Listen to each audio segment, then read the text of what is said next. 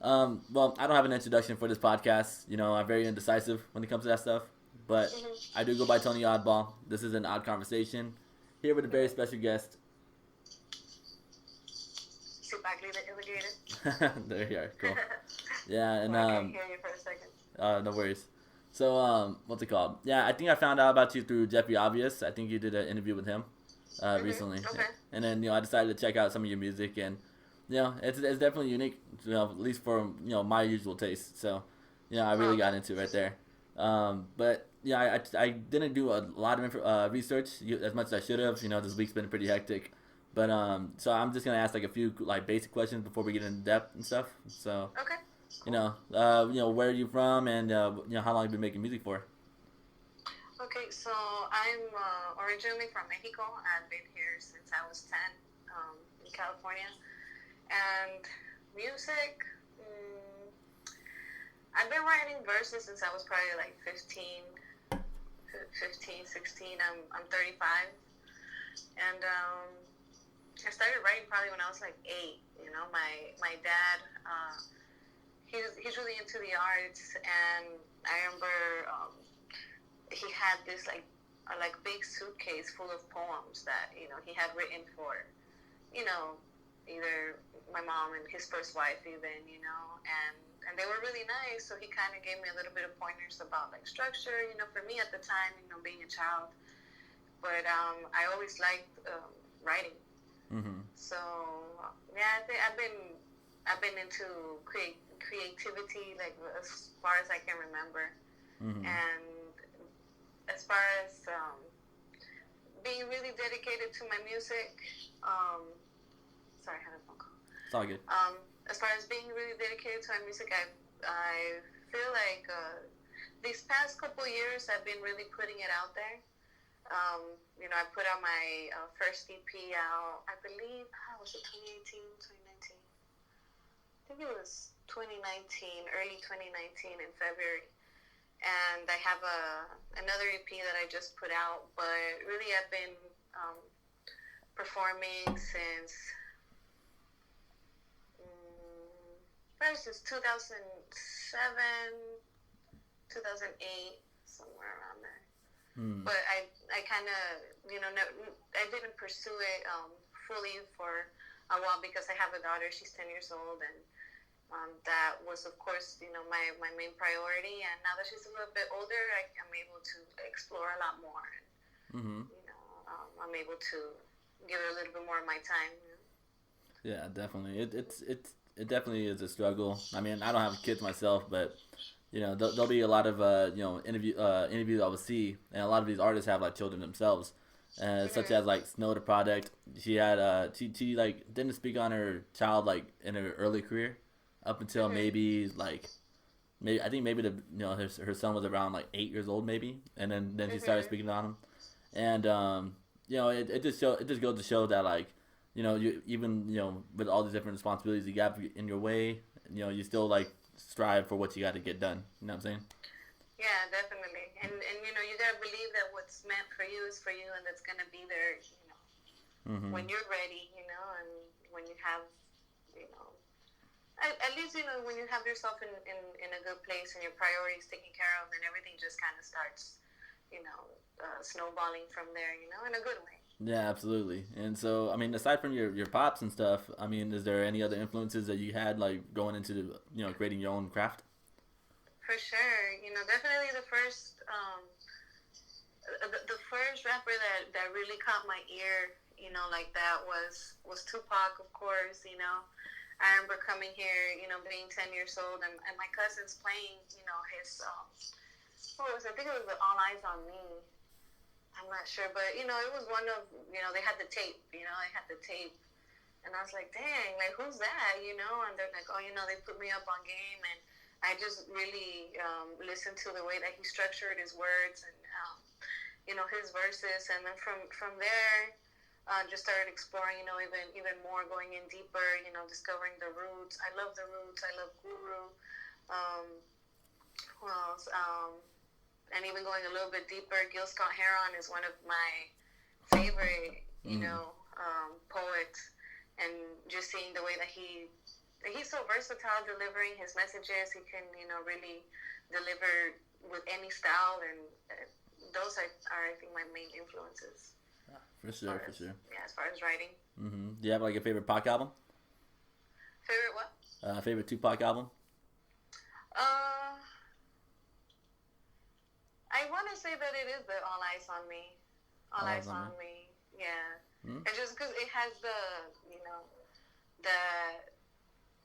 what is it, that like emotional, sentimental value to it, because it was the first one, me just kind of, fresh, here in Cali with my cousins that were already, have been up on game, and, having his voice kind of catch my attention and really pay attention to the lyrics that he was saying. Mm-hmm. Yeah, I think that's probably it. Yeah, absolutely. I know, like I've always been like that, watching so many interviews like growing up, and everyone always like praised Pac for everything and such, and so yeah, you always hear like the same basic things, but then like that's why I kind of go a little more in depth with it, a little bit, mm-hmm. just so I can get like a better insight on what mm-hmm. others feel. So I mean that's pretty dope.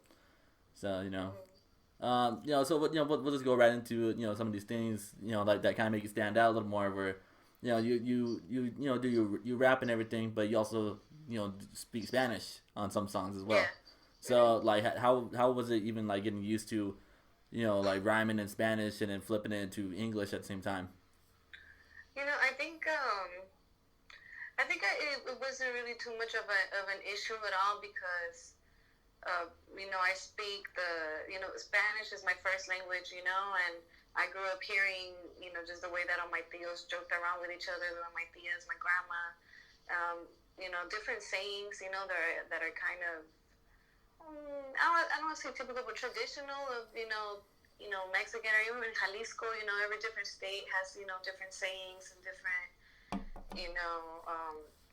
what is it, calo and, mm-hmm. albur and all that stuff. So, it really, I don't think I had too much of an issue. And then also coming here and learning English, I learned English from my cousins that, grew up on LA culture. So I was kind of plugged in, in the right place, right time to learn how to express myself. And I think because whatever I do right, I really try to dig deep, even if it's a fun song, even if it's nothing too, serious or too conscious, I really do my best to be sincere, to speak from a sincere place. And I think when you kind of have that approach, the words come to you a little bit easier because you're being truthful.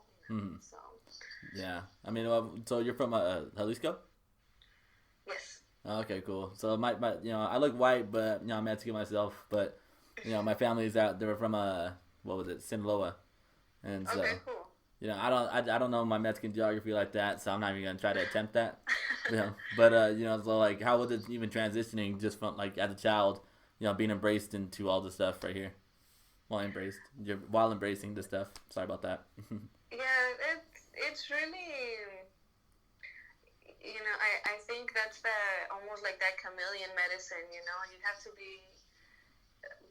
You have to be able to adapt to change easy, and what is that word is code switch, right? You gotta be able to kind of, be sharp with it, and I think because of the fact that I transitioned kind of like a young age, 10 years old, and I didn't really see, when you're a child, you really don't have too many barriers or, maybe too many traumas. So I was just kind of able to pick everything up, and, I was able to see, okay, they behave like this in this group of with this side of my family, and they behave a little bit different, with this group of friends and at school, and just really paying attention. I'm pretty observant, even now as an adult, like if I'm at a party event or whatever, I like to kind of, roll up and just kind of, chill a little bit, maybe have a little drink and,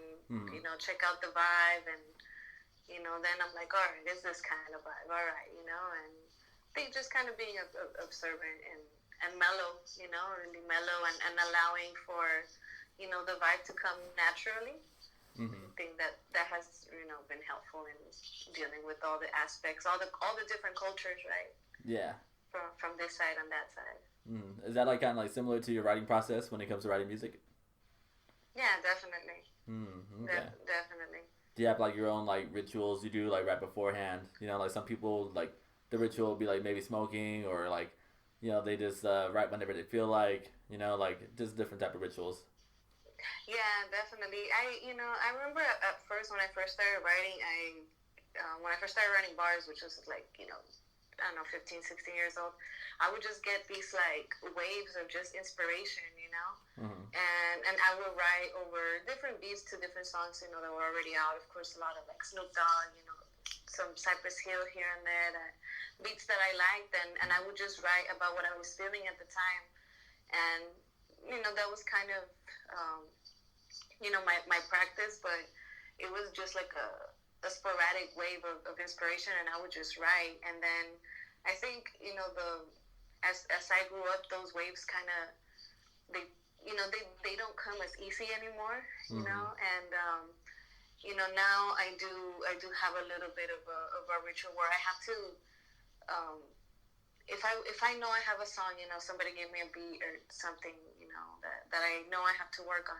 I do like to clean up. I like to, have a nice clean area, my bed made, maybe have a little bit of a snack ready, or, eat while I write or eat it before, and, smoke a little bit, and maybe listen to, other things that inspire me and just kind of catch a vibe. I'm like, all right, Mm-hmm. and then I get to writing. But there are instances here and there where the beat just sparks something in my head right away, like as soon as I hear it, and I'm like, all right, let's get it, and I'm able to just write, very, very freely, and it's just, I have to go for it, I feel like if I don't chase that feeling right there and then, like those lyrics are gonna go, Mm-hmm. So sometimes I stop, whatever I'm doing, if I get that wave of inspiration, and I just dedicate myself to putting it on paper or writing it on my phone, and, writing with that wave until it It dissolves. settles. Yeah. Yeah. Yeah, no, I feel you on that. Like me, like I write music as well, but like definitely if like I can't just sit down and do it. I'm not one of those people. I really have to be like active, like doing something, and then that's when Mm. everything comes to me. But like I don't make music myself. I just write it. You know, Okay. whether I sell it or not. But but that's dope though. That's really cool. And first and foremost, I do want to salute you on Mad Queen. That's like the jam for me personally. Oh, thank you. Hell Mm, yeah, thank yeah, you. no worries. We'll go into that just a little bit, but I do want to get Okay. into Ionized Funk. That's like your latest release, right? Well, Mad Queen it was actually like I guess a special release, because it was a beat, that the brother Red Hawk was, generous enough to hand me, and I usually put my EPs together, like if the songs, if they have like a certain vibe, or if, like my last EP that I put out is Ionized Funk, and that's all produced by the same person. Mm-hmm. So I kind of like to, I want to release my material like in sets, but that was a very unique song, and it had like a different vibe to everything else that I had on wax. So I kind of just put it out by itself, and I put it out on September 11th last year, I believe. Mm-hmm. No, that was the video. Yeah, the video came out September 11th last year. Yeah, and so Yeah. I do want to kind of like state like a certain line from there, just because it kind of brought my attention to something else as well, like while looking into your stuff. But Okay. the line was like, hair braids to tell you my battles, blood old, and so is my passion. No. Yeah. And so, but the reason why that kind of stands out to me was because before even clicking on that video to go check the rest out and stuff, I seen that you had some self defense videos out, Yeah, that too. Mm-hmm. and so, like, what kind of brought you into even like doing the self defense videos and like got you, presenting them for everybody? Well, the self-defense actually, I guess it's been, I can't really say a passion, because I don't practice lately. I haven't really practiced in the last couple of years, but I really enjoy, watching, matches, UFC, old school UFC. Mm-hmm. But I actually, I started practicing probably, let's see, my daughter's 10, probably about 11 years ago. Hmm. Um, and, you know, I started off with my friends, we, of course, love the UFC, love to watch fights. And the thing is, dojos and, they could be expensive. Mm-hmm. So, we kind of just researched on our own and just started watching videos and started practicing the things that we learned on the videos, for self-defense and, um, for health also. And we just started practicing, in our living room, and little by little, we saw how fun it was, how effective it was. We would practice some of the techniques that were shared from, the Gracies on YouTube. So we practiced some of the Brazilian Jiu-Jitsu techniques in our living room with some friends, and then the group kind of started growing, because as everybody started practicing it, they really started falling in love with it, which is really easy to do because it's so much fun. Yeah. And eventually, after a while, we were able to create a space, where we can practice. There was a community space called Corazón del Pueblo. I don't know if you're familiar with it. Not at all. Yeah, they had their doors open years ago, and I believe the group's still a little bit active on Instagram and Facebook. Okay. But it was a community space right there on First Street, and I was, blessed to be a part of the beginning of that self-defense group that started out there, and now that group is actually is still going on. It's still being ran by people of the community. It's a lot more legit now. They've had professionals come and do seminars. The instructors are members of the community who practice jiu-jitsu in legit dojos with legit academies. And it's right there in El Sereno. It's called the Warriors Jiu-Jitsu Program. So, it's again, it's something that I've really loved for a long time, and I left the program a while ago, and stopped practicing for a work schedule and just other personal reasons, and I got injured as well, so I've been healing up from my injury for the last couple of years, and I still love it though, and as far as the videos that I put together. That's with Claudia. She's the head coach of one of the head coaches of the Warriors Jiu-Jitsu program.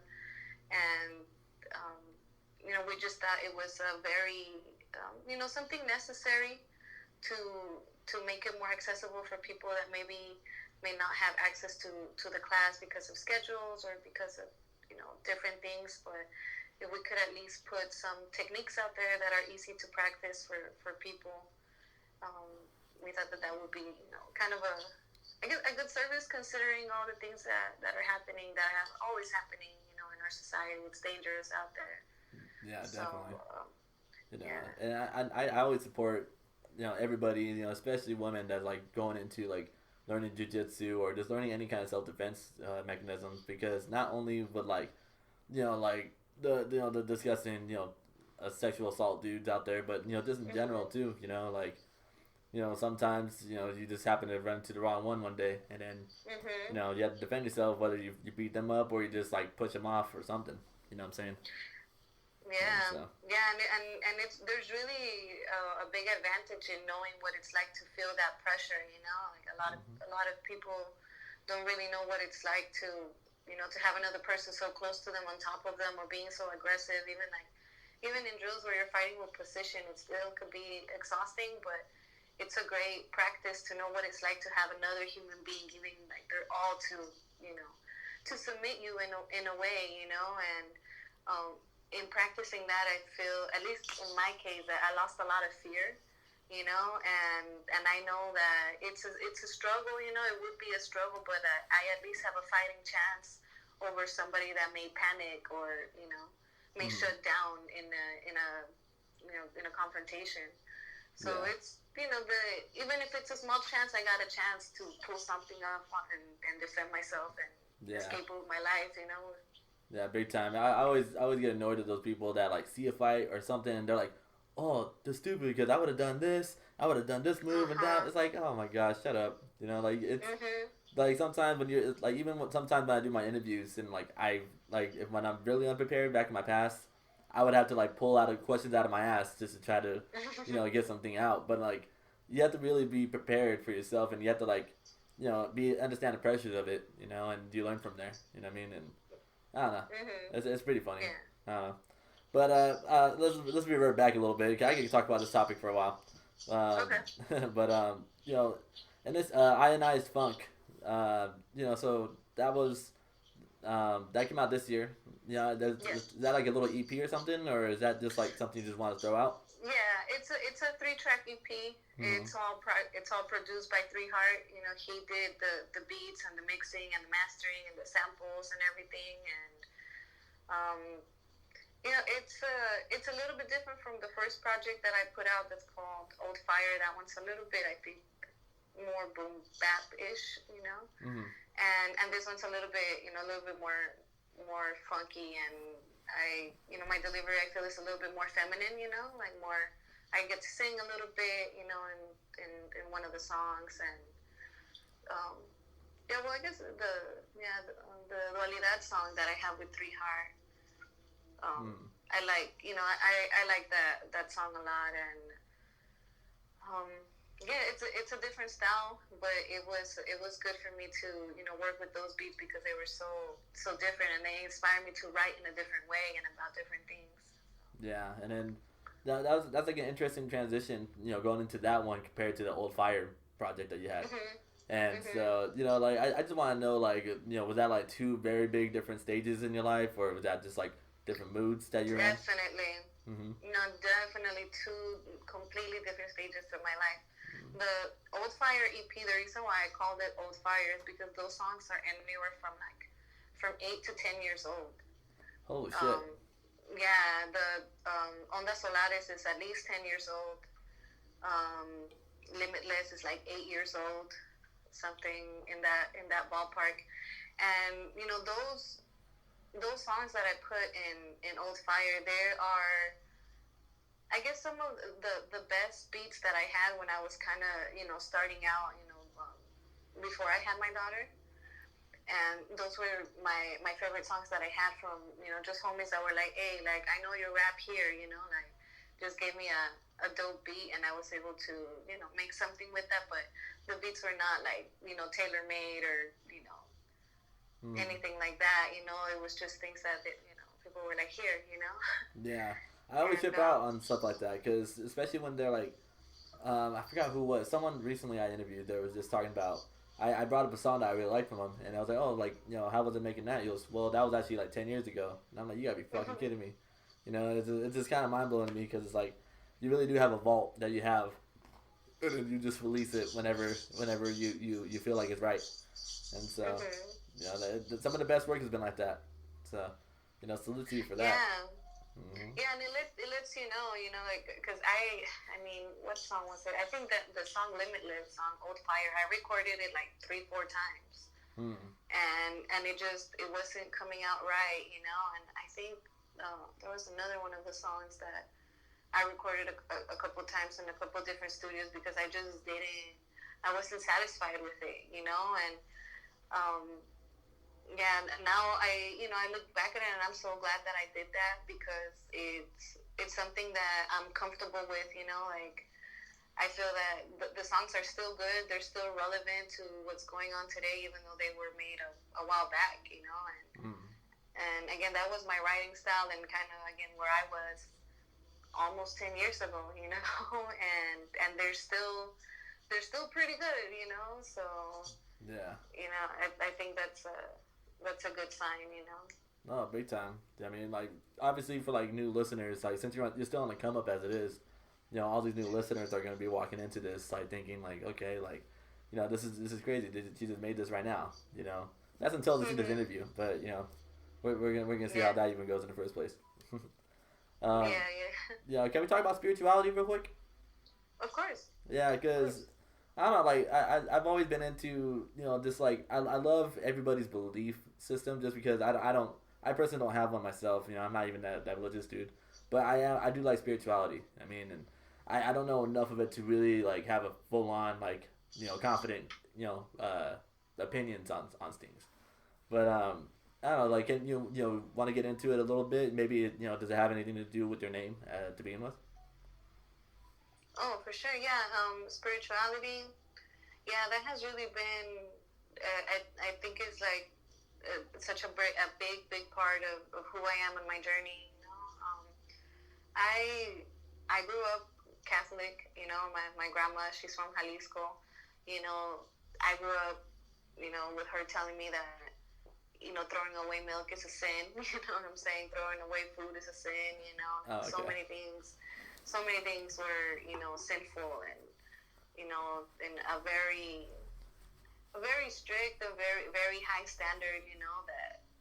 That we had to kind of live up with for the most part. And once my mom and I moved over here to the States, a lot of that kind of, I don't want to say it went out the window, but it wasn't enforced as much. We wouldn't go to church as much, all of that. And then um, as I grew up and just started um, just kind of digging into the history, and just a lot of things didn't really sit well with me because there's a lot of guilt that's instilled in these Eurocentric religions. Like they want to make you feel so bad that It I makes mean it feel that like you have to. It's like they make you feel like you're weaker than what you are. So it's like, come join yeah. us. We'll make you strong. Yeah. Yeah, definitely. And I remember once in one of the services, the priest or whatever, he was like, "Oh, I know none of you guys try, and I know this and that." And it's like, wait a minute, like I have been trying, Mm-hmm. and it made me realize that there was such a big, disconnect, and that I was only, following in those steps because it was what my mom was showing me. She was taking me all of that, and then of course, in my awakening, luckily, my dad, he always planted that seed of culture,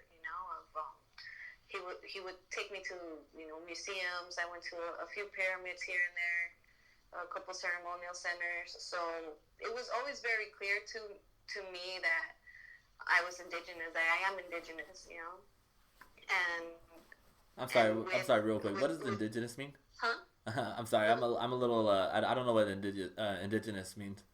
What does that mean? Well, native to this land, Okay. native to the Western Hemisphere. Mm-hmm. Okay. So yeah, so I knew, that I had roots here, based in antiquity. So in me trying to look for my compass, little by little, I think the path starts manifesting things. I think the there was like an event or something, and that's where I started seeing different activists that were talking about Chicano issues, black and brown issues, and in going to their events, um, started going to things like this when I was like 18, something like that, Hmm. and just started seeing that indigenous, the native practice is still alive. It really felt like home, and I started to kind of get a little bit more involved, with groups and things of that nature, and started discovering our culture, started discovering, that the songs are still alive, that the tribes are still alive. And even though it was always something that was present, it wasn't something that I had really identified too much up until, I was 18, 19. And I started to really look for that side of me, because it made a lot more sense than the indoctrination of Catholicism and Christianity, Mm. and especially when you put it into a historical context, that um, we are only following this religion because it was imposed, on us. And as I kept, walking further, and started just getting in touch just different parts of my roots, even digging, with the family and asking my mom a little bit more about, my grandma, my grandpa, and just uncovering all of that. And, yeah, I was a little bit involved, with groups that, did ceremony, did danza and things like that. But I've always kind of had, like, I don't want to say trust issues, but just been kind of, I guess, aware sometimes of the facades that people project. And so I never joined anything formally. I was never a formal part of any group or anything like that, because I saw that there was a lot of, like, bad politics, and bad practices and a lot of hypocrisy within all of that. So eventually it just kind of found, I guess, my own, I don't want to say my own way, because, I still live in community and I still got a lot of love for my tribe, but just kind of digging deeper into my heart, Mm-hmm. and digging into my soul and my issues, and understanding that no matter what I do, I'm native, no matter what I do, I'm indigenous and I'm healing. And sometimes when, you're a part of certain groups, they make you feel like you're not indigenous enough, you're not native enough, you're not traditional enough, you're not brown enough, and, you're not experienced enough, and all those things are ego, and I really don't believe in treating people that way, so the path has been more like a hermit type of, path. But it's been great. I've met a lot of great people that I've been able to bond with over, good medicine, good spiritual trips, and Mm-hmm. that's really how I've been able to grow, just by going internally, within myself, out in nature. Sometimes I do. I have gone to Sweat Lodge, a few times, and it's definitely beautiful. But yeah, to me, there's great value in just going in within the self, and healing the self, and finding that place in the universe that's yours, Mm-hmm. and trusting the path and seeing all those signs. And to me, I'm at that point where, like, oh, hawk, oh, sign, like I was thinking about this and that, oh, hawk, it's a good omen, and everything has some type of value to me, as far as the things that manifest themselves. And I just believe in the path. Yeah, for sure. That's why when you spoke on, when you're surrounded people who just tell you like, oh, you're not brown enough, you're not in tuned enough and everything, and I'm like, damn, Mm-hmm. dude, story of my life for sure. Right. Yeah, man, because like people, sorry about that. People would, It's okay. because I grew up in Fontana, which is the end of an empire, and Mm-hmm. I got called every white name you could probably think of, and I used to come home and Yeah. I used to call my mom and I'd be like, yeah, mom, like they keep on calling me white boy, but I'm like, yeah, I didn't know the difference at the time. I just thought there was like white and black, and I didn't really I didn't think there was like any racism or nothing like that. I didn't know. And then, Mm-hmm. next thing you know, she's like, no, you're Mexican. You got to go back there and tell them that you're Mexican. Oh, okay, no problem. Yeah. I did so, and they're like, you're not Mexican. I'm like, I am. My mom said I am. She goes, oh, yeah? Well, Right. speak Spanish then. Well, I don't speak Spanish. Oh, then you're not Mexican. No, And I'm like, oh, really? That's I racist? hear you. Yeah. Mm-hmm. No, I've had people like tell me you're not native, and I'm like, how do you tell me like I'm not native? Like I know Mm-hmm. where I come from. Like I know who my grandmother is. I know where we're from. I know where like I know it. How are you gonna tell me that I'm not native because I don't look like the stereotype? Like I Mm-hmm. even had somebody tell me, oh, you don't look native, but your mom does, and I'm like, dude, like Well, I mean, I came out of I look just like my mom. I mean, I popped out eventually. Yeah, and it's like she's obviously native. She's a little bit darker than me. She has like really it's all like salt and pepper now, but she had like really long like straight black hair, and it's Mm-hmm. like she fits more like the stereotype. But because I'm a little bit lighter, kind of got wavy hair. My hair's kind of like brownish red. Like like, now you're not Native. It's like, how do people have the audacity to say that to another person? Right? Yeah, I mean, like, I just learned to not accept it, but just to be like, all right, let's agree to disagree on it because, when I moved, because after Fontana, I went out to La Mirada, and then I started getting called Mexican names, and I'm like, holy shit, my Fontana homies would be so proud. Hell yeah, you know what I mean? Like, cool. But then after that, I'm like, you know what, man, you can't win. So it's like, yeah, I just let people, say and think what they want with that. I'm like, all right, whatever. Yeah. That's why I like Yeah. when people, like tell me like, oh, you're a racist. I'm like, really?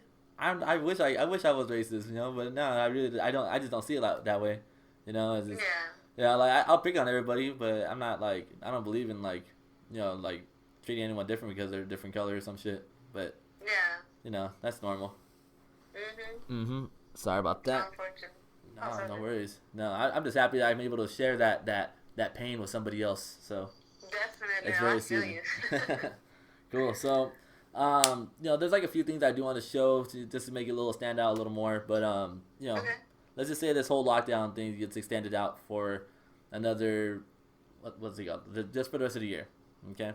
And for some reason the Wi-Fi fucks up, and that includes all the streaming platforms. So because of that, you only have 3 options to listen to, 3 artists or bands for the rest of the year. But you can also check out, whoever you choose to listen to. You can listen to any features that they're on, or if they did any production on anything, vice versa, so on and so forth. Get a little technical with it. So who you gonna be rocking with for the rest of the year? Let's see. Well, the first name that came to mind was Roy Ayers. Because I love Roy Ayers, and I love I was actually able to see him last year in November. Huh. So I really like him, and he has so many great songs, just like so many hits, and yeah, and I never would have ever thought of to say his name ever. That's actually really interesting, because like now that I think about it, he really does have hits. Now that I think about it, he does. There's a lot of their hits. songs sometimes, like even recently, I forgot which song I heard, and I think it came on my Spotify, and I was like, oh, I love that song. And then I'm like, what? That's Roy Ayers? I'm like, of course it is, Like, so he has just like so many albums, and he's so dope. So he's definitely definitely in there. I want to say Wu-Tang, because I love RZA, and he's been like in a lot of cool projects, Grave Diggers, Grave Diggers. Yeah, and then I want to say. Let me see. The third one is hard because I could think of quite a few names that I like, but 3. Let's say maybe Diggable Planets. Diggable Planets because I like their style. It's really fresh. It's really like not pretentious at all. It's really groovy. It's really funky, and it's still conscious without giving you all like the hardcore like facts, like it's like I think it's kind of like that music for those that have the ears, let them hear it, Yeah. So I think those are probably I could deal with those. Yeah, you're real invested into your history of music right there. I don't know how many conversations I've ever had about Diggable Planets because not many people mention them. One of my friends that he's more like in the punk like rocker like mosh pit scene, but he's the one that put me on to Diggable Planets like maybe like a couple years ago, and I had no idea about them at all until he presented it to me. So that's like real like deep rooted shit right there. So that's pretty dope. Yeah.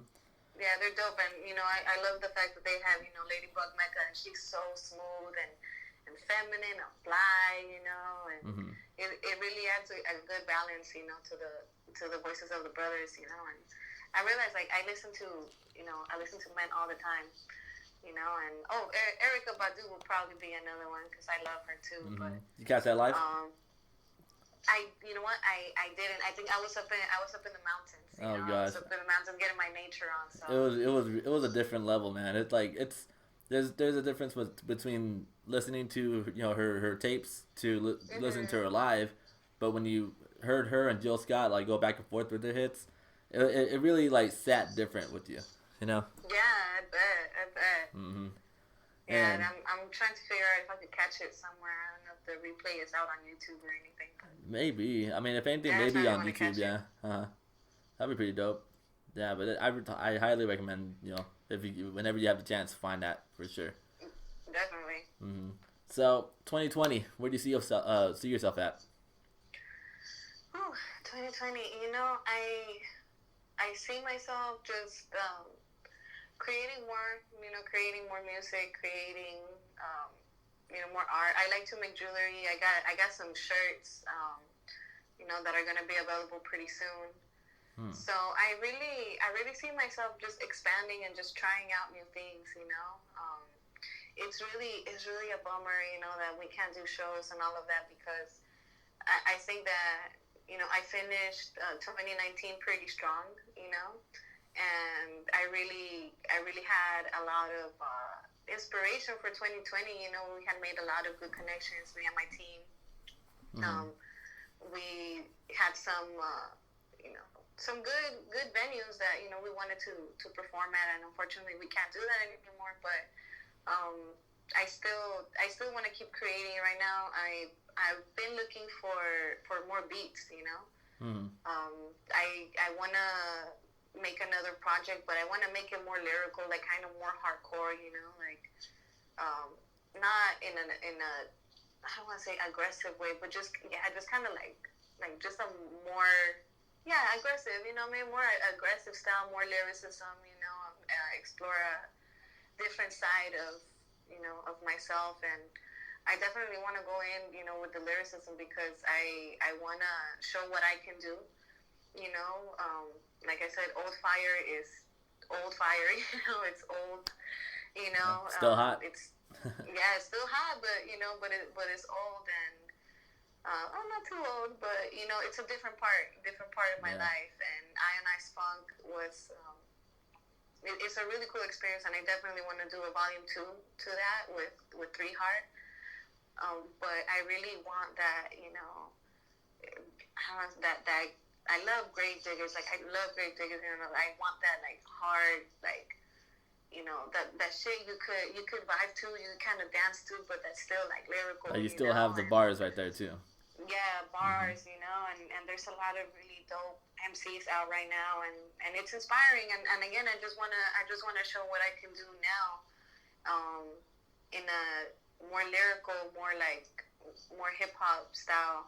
Now that I've had all these years of experience, and the two projects sound so different from each other, that I want to do something even more different, maybe a little bit trappier, maybe a little bit more, I don't know, I really want to explore and keep creating, and hopefully by 2021 we can rock some shows, Yeah. I mean, have you ever listened to a dude named Rock the Menace? I believe so, yeah. That name sounds really familiar, but I can't put my finger on it. Yeah, like he does like he's like spiritual, like conscious, like rap. Like it's like that dude's really dope, man. And like I'm not even like in tune like that. You know what I mean? But I listen to his music. I can play it like almost anywhere and like still like be cool with it. I'm trying to get him on the show, but like that'll come when it does. But yeah, maybe you guys can. I could probably see like some kind of like even just a simple song come out of that. You know what I mean? I don't even know what about, but it'll be pretty dope. Yeah, definitely. Like I love music like that. Like right now, well, not right now. Well, I've been kind of on a Noah James vibe. Like he has like a really dope. Like it's positive, but it's still like it's it's fresh, and it's I don't know. It's just really the words evade me. It's just dope as fuck. You know what I'm saying? And it's dope because it might sound maybe a little bit trappy, a little bit, hardcore, but everything he's saying is dope shit, and he's just, like, preaching self-love and preaching, like, all these, like, these beautiful aspects of life, but it's, like, it's music that you kind of, like, party to or like, kind of, savage out to, and I really like that, Underachievers. I love Underachievers. There we go. Illuminati Congo. Like... Oh, shit. Okay. You put me onto something new. Yeah, Illuminati Congo's dope as fuck. He has some really dope mixes out there, too. Definitely. And if you're like a big... trip. Yeah, if you're like a big, like, Gravediggers fan, like, you'll definitely love the Flatbush Zombies if you haven't... Oh, yes. Jesus, that's man. Like, every time anyone mentions Gravediggers, it automatically, like, triggers like the Flatbush like input I always have. Like, that's like my definitely my favorite group. It used to be the Underachievers though, but definitely Flatbush. Oh, cool. Mm-hmm. Yeah, exactly. So that's kind of the direction in which I want to move. And I've been, surfing the net and surfing different profiles, looking for beats and producers to work with. And so far I don't think I've found the right one yet. Mm-hmm. But I'm confident, that if I keep searching, I'm gonna find it. And then especially if I do a couple more live performances on Instagram, or maybe put them up on YouTube, people will see my style and would be open to work with me. And of course, I'm not asking for anything for free or anything like that. Like, I really, even if it's homies, I kick them down with something, and Yeah. I like to, I don't have a problem paying for art, those services. And I know, especially in hip hop, it's always like, hey, hook it up, and like, Yeah, people always want to take. They barely give. Mm-hmm. Yeah, so I'm still looking. I'm still looking, but I know it's gonna come, and when it comes, it's gonna be great. Yeah, absolutely. Damn, man. Well, shit. I only have a couple more questions, then we're out of here. But Okay. I do these things now where if I'm like in a certain mood for something, I would like something to like kind of fit the setting, at least with like music and such. Whether it's like a first date or a road trip, like something to get hyped to. But for this one, I kind of do want to see like what kind of song would you add to a playlist for like meditation, like just to, like kind of relax to and just like kind of like sit with yourself with. Okay, so a track for meditation. Let's see. What have I been listening to?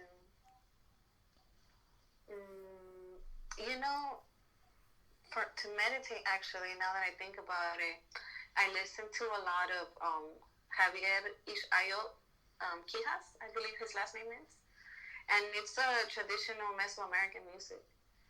He has this album called Pearl Moon that is the shit. It's like, it's beautiful. And I'm not sure if they're all original songs or if they're traditional songs, but man, it's amazing. It's amazing, I definitely recommend that, people check it out. My favorite song on that album is called Yumari. Yumary, Yumari. And it's all traditional instruments, so that's what I like the most to listen to, like, because I feel like it centers me and it empowers me in who I am, and it reminds me of who I am and my roots, and the music is like, it's really like nothing else. So Yeah. definitely that's who I would pick. For sure. And then I guess my final question here, what would be like your I guess advice, I hate saying that because it sounds like you're trying to send people, but it's like, just like a piece of information you would give out to like whoever's listening that wants to like kind of like follow the same like path, or even just like life in general. Well, I guess the words that I will share is to really find a balance between your dreams and your reality and the reality of the world. Right now it's a really crazy time to be alive, and I kind of struggle with it, like thinking, man, like you're putting up all these roadblocks, for our growth, but at the same time, it kind of makes me be creative, and it kind of did feel at first like it was kind of a downer, like all the plans that I had, for maybe shows or whatever. They of course got thrown out the window because of the corona, but just to be flexible, and understand that there's gonna be things that are gonna divert you, from what you really want to do, but those are the moments where you really dig deep and feel like how much do I really want to do this, like how much do I love music, how much do I love my job or my career, and to just take into consideration, of course, the things that are going on in the world, and take your precautions and be informed and all of that. But to learn to stay in good spirits and to be able to just be like water, like Bruce Lee says, just be able to transition in spite of whatever obstacles come, because they will come and they will catch you off guard. But I really have learned that it's all about attitude, when you can either be super bummed out and that's okay, but, just don't stay there, always, dust yourself back up and just be like, all right, I can do this, and just be creative, use your creativity to set you free. Mm-hmm. Cool. You ever plan on like maybe like doing like a performance, put it up on YouTube, like even just like a in house? Yeah, definitely. I was actually writing a list. I have it right here in front of me. I put it up on my wall. I wrote a list of things that I wanted to do, and that was in my to-do list. Like I wanna, like I could do something right here, in my home, and maybe do a couple of live songs and upload them, just for people to check it out and vibe on it and stuff. And I think I just remember I have I'm looking at it. I have three collaborations with 3 different artists that I gotta work on. So I definitely wanna get that going. So to have more material and just keep expressing and keep growing. For sure. Can we get a little know a little more about those collaborations, or you gonna keep those confidential? Well, let me see. I don't think it'll be a problem. Well, I'll tell you for sure. I got a collaboration with Betsy Gifted. I'm not sure if you've heard of her. She's a beat maker, female beat maker.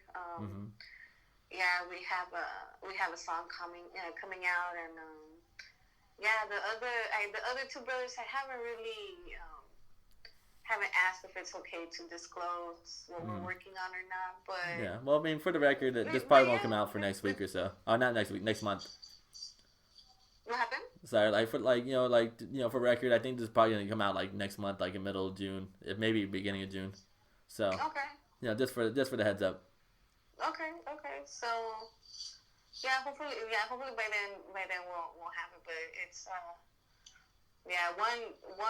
one of the tracks is gonna be for Leonard, dedicated to Leonard Peltier.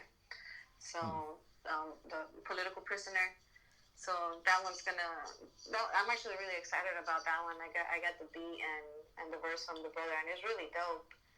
And the other beat, I still have to write on it. I haven't started on that one yet. On the one for Leonard, I do have the hook and a few bars already. I just haven't made the time to really zone into the collaborations till now. But they're gonna be good. And the one with Betsy, man, that's gonna be a really dope song. It's it has to do, I guess, with kind of what's going on today, but in a more abstract way. We're not really talking about coronavirus and stuff. We're just talking about the freedoms that we have, and the freedoms that they want to take from us, and those that want to take it from us. They're hypocrites. They're telling us to not protest certain things, and to kind of just sit there and take it. And this song is it's about kind of making a stand against those things. Yeah. Dang. Shit. Yeah. Yeah, there's like so many more questions that I could be giving, like even more topics that we can get onto right here. Maybe after this whole Corona thing, we get a part 2 on everybody. For sure. We'll go in depth with that one, just because, like, I don't know. I just felt like, during this time frame, like we just go ahead and get some content out as it is. I mean, and because of that, I was blessed to even like come across your page, check out some of your music. Likewise. Cool. Yeah, thank you. Definitely. Well, just like an intro, I don't have an outro either, but I do go by Tony Oddball. This is an odd conversation with a very special guest. Zipakti The Illagator. There we are. Cool. Check her out. Peace and love. Thank you so much for this. Right. I really appreciate it. Thank you for everything. No problem. Peace.